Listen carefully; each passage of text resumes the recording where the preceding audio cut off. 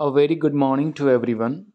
आज का जो टॉपिक हम लोग डिस्कस करने वाले हैं इस एडिटोरियल में वो एक करेंट टॉपिक के ऊपर है। और अगर आप न्यूज़ चैनल या न्यूज़पेपर पढ़ते हैं तो आपको इसके बारे में ज़रूर पता होगा।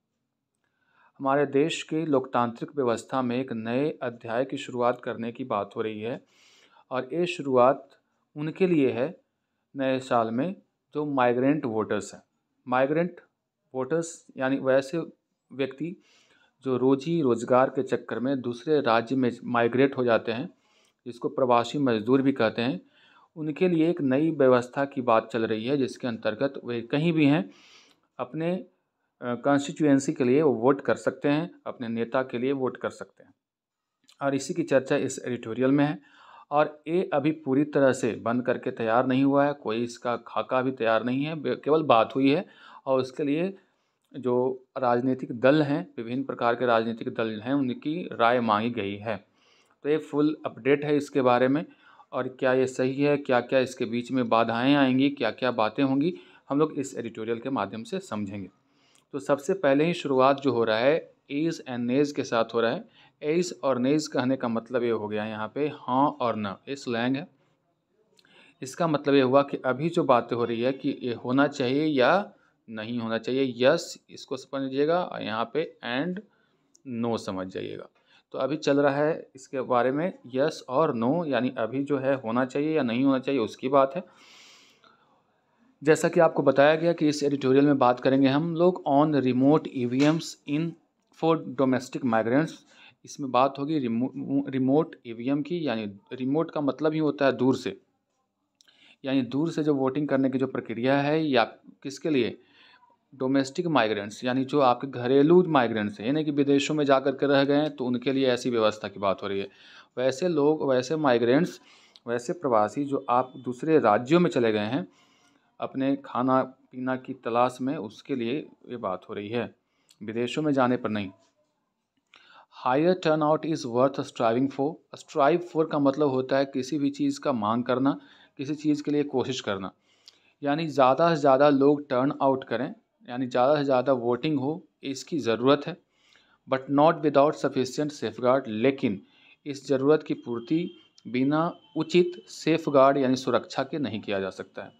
यानी हायर टर्न आउट जो चाहिए, ज़्यादा से ज़्यादा लोग वोटिंग करें, ये तो चाहिए, लेकिन इसके लिए पूरी तरह से आपको एक ऐसी सुरक्षा चक्र बनाना होगा जिससे किसी प्रकार की कोई खामियां ना हो, यानी उचित सेफगार्ड बनाने की ज़रूरत है।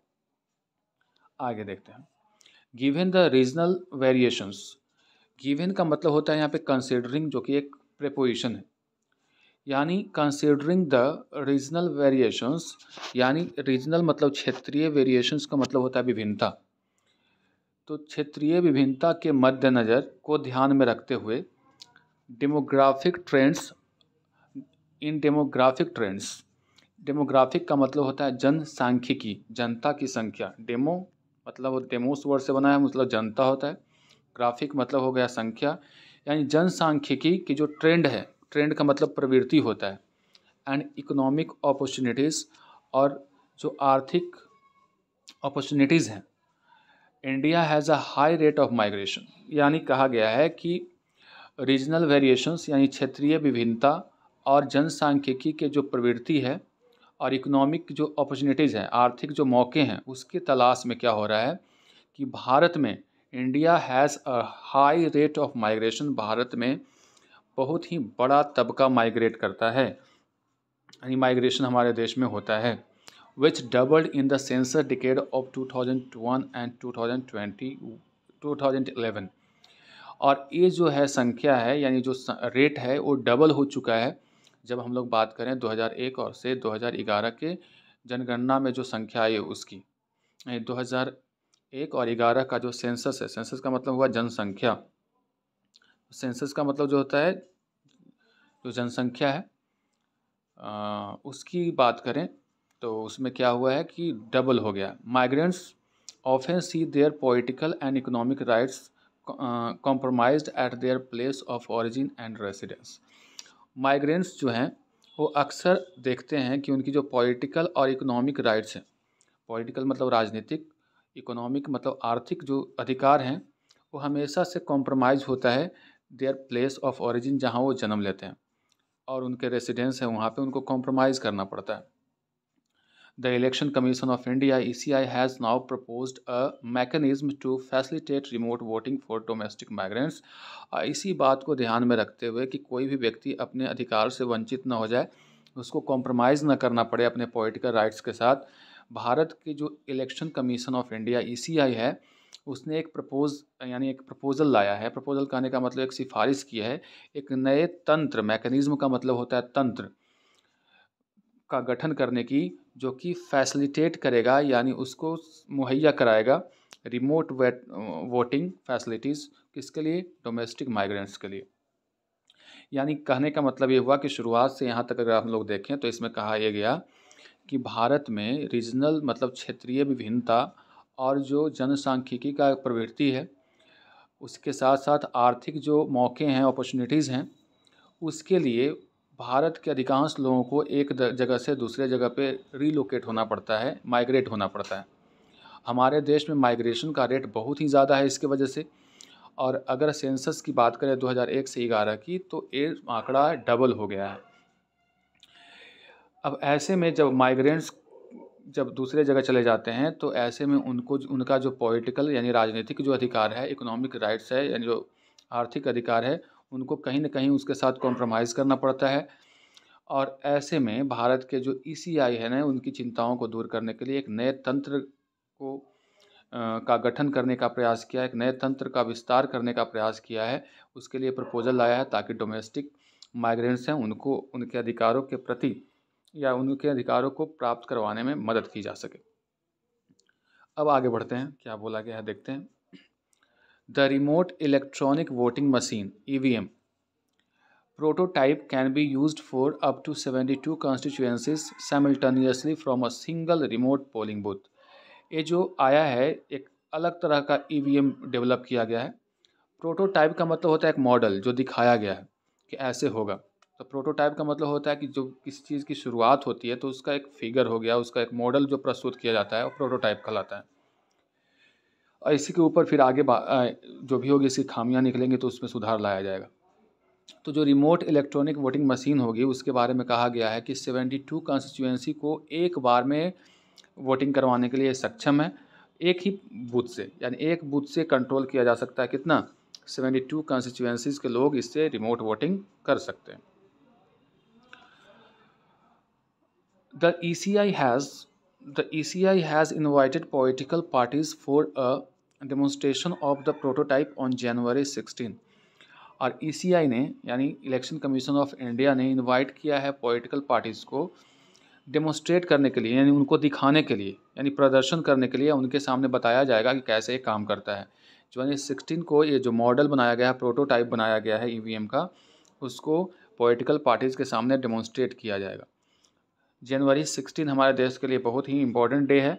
जनवरी 16 को ही हमारे यहाँ वैक्सीनेशन की शुरुआत 2022 में हुई थी। 21 से 22 चली थी जनवरी, तो जनवरी 16 को ही हमारे यहाँ शुरुआत हुई थी इसका। A concept note by the commission takes into account the legal, operational, administration and technological challenge at hand. कह रहा है कि एक concept note by the commission takes into account the legal, operational और administrative and technological challenges at hand. यानी ये जो concept है इसमें क्या किया जाएगा, कमीशन जो इसके लिए बनी है या फिर कर रही है वो क्या करेगा, ध्यान में रखेगा। टेक इनटू अकाउंट मतलब ध्यान में रखेगा जो वैध तरीका हो गया, कैसे इसको ऑपरेशन करेंगे, एडमिनिस्ट्रेशन कैसे इसके लिए काम करेगा, इसके लिए टेक्नोलॉजी से रिलेटेड क्या क्या चैलेंजेस हैं, ये सब पे हम लोगों को इसमें बात करना होगा, जो 16 जनवरी को इसमें देखा जाएगा। फिर आगे देखते हैं, voter participation is comparatively high in India. अगर वोटर की पार्टिसिपेशन की बात करें तो तुलनात्मक रूप से बढ़ा है। 2019 अगर 2019 की बात करें, 1 in 3 voters did not turn up. लेकिन 2019 की बात करें तो 3 में से 1 ऐसा वोटर था जो कि नहीं आ पाया वोट देने के लिए। Going by the 2017 economic survey, 2017 के इकोनॉमिक सर्वे के अनुसार अगर हम लोग जाते हैं, there are around 14 crore internal migrants in the country. करीब 14 करोड़ ऐसे लोग हमारे देश में हैं जो हमारे देश के अंदर माइग्रेंट हैं, यानी दूसरे राज्यों में गए हुए हैं। and they have no cross many hurdles, they have to cross many hurdles to be able to vote। और अगर वो वोट करना चाहें तो उनको कई बाधाओं को पार करना होता है। हर्डल का मतलब होता है बाधाएं, तो कई बाधाओं को पार होकर के वोट देना होता है। Anything that advances their rights must be welcomed.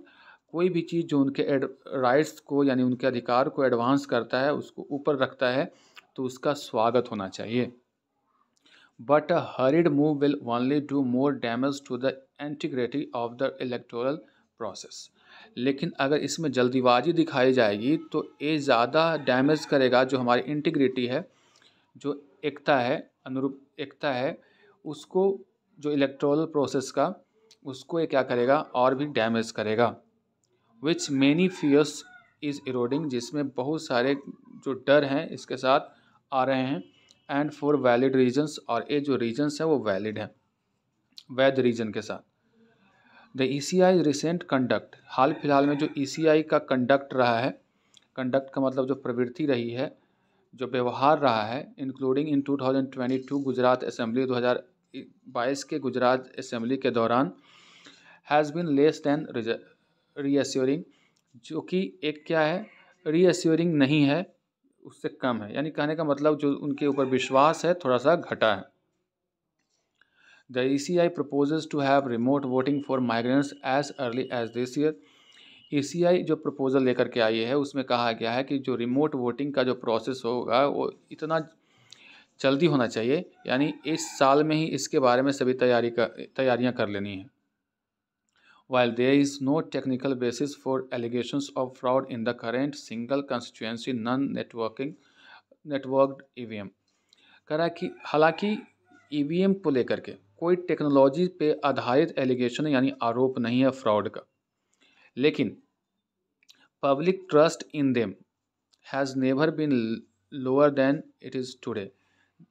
लेकिन इतना कोई साक्ष्य अभी तक नहीं मिला है, टेक्नोलॉजिकल साक्ष्य, जिसमें ये कहा जाए कि EVM में किसी प्रकार की गड़बड़ी की जाती है। इसका आरोप जो लगाया जाता है, इसका कोई टेक्नोलॉजी से रिलेटेड साक्ष्य नहीं है।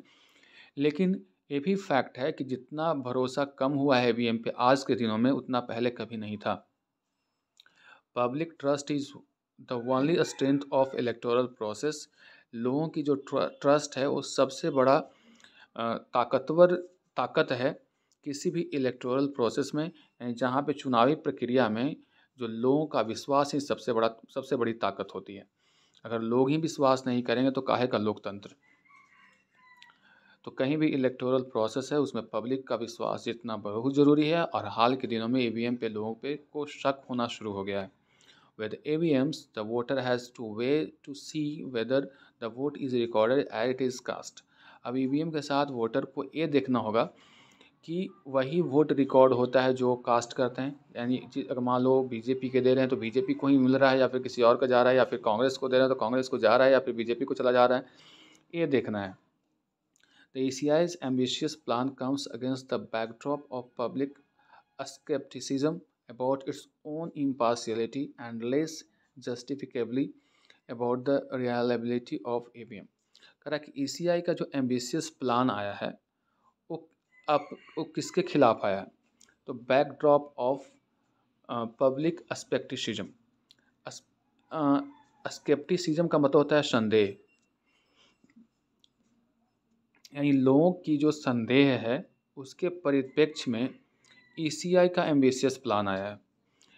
और इसमें अपने इम्पार्शियलिटी को बतलाता है कि वो निष्पक्ष है, अपना निष्पक्षता को बतलाता है, लेकिन ये कितना सही है ये नहीं बताता है। यानी जो EVM पे रिलायबिलिटी होनी चाहिए, विश्वसनीयता होनी चाहिए, उसको लेकर के कुछ नहीं आता है। यानी कहने का मतलब ये हुआ कि जो ECI का एम्बिशियस प्लान है वो जो एक परिदृश्य बना हुआ है, एक परिप्रेक्ष्य बना हुआ है, जो एक शक की गुंजाइश बनी हुई है, उसके मद्देनज़र ही आया है। लेकिन इसमें तो इम्पार्शियलिटी की बात की जाती है, लेकिन कितना सही है और कितना इस पर विश्वास करना चाहिए ये सही तरह से प्रेजेंट नहीं कर पाता। The proposed plan will add more questions to the mix, including some fundamental ones such as about the correlation between citizenship and territoriality. अब जो प्रपोज्ड प्लान है, यानी जो प्लान यहाँ पे लाया गया है प्रपोजल के तौर पे, ये कह रहा है कि और भी क्वेश्चंस उत्पन्न करते हैं, जैसे कि कैसे आप पता लगा पाएंगे कि जो आदमी वहाँ पे वोट दे रहा है वो सिटीजन है या नहीं है, या फिर वो टेरिटोरियल है। इस यानी कहने का मतलब यहाँ पे ये हो रहा है कि मान लो कि कोई आदमी कहीं माइग्रेंट के तौर पे किसी राज्य में गया और वहाँ पे टेम्पररी बस गया, तो टेम्पररी जो बस गया तो वो वहाँ पे सिटीजनशिप वहाँ का हो ग्रहण कर लिया। तो ऐसे में अगर वो वोटर यहाँ का भी है तो दोनों जगह वोटिंग करेगा तो दिक्कत आ जाएगी। दूसरी बात तो यही कहा जा रहा है कि इस फंडामेंटल जो सबसे बड़ी चीज़ है इसमें ये पता लगाना कि कोरिलेशन मतलब उसके क्या संबंध है सिटीजनशिप में और टेरिटोरियलिटी में। टेरिटोरियल है यानी उस क्षेत्र में केवल रह रहा है, उसको लेकर के यहाँ पे आपको सही आंकड़े होने चाहिए। दूसरी बात, in an era of unprecedented का मतलब क्या होता है, अभूतपूर्व ह्यूमन मोबिलिटी, यानी उस एरा में जहाँ पे अभूतपूर्व ह्यूमन मोबिलिटी हो रही है, the idea of portable voting rights is worth considering.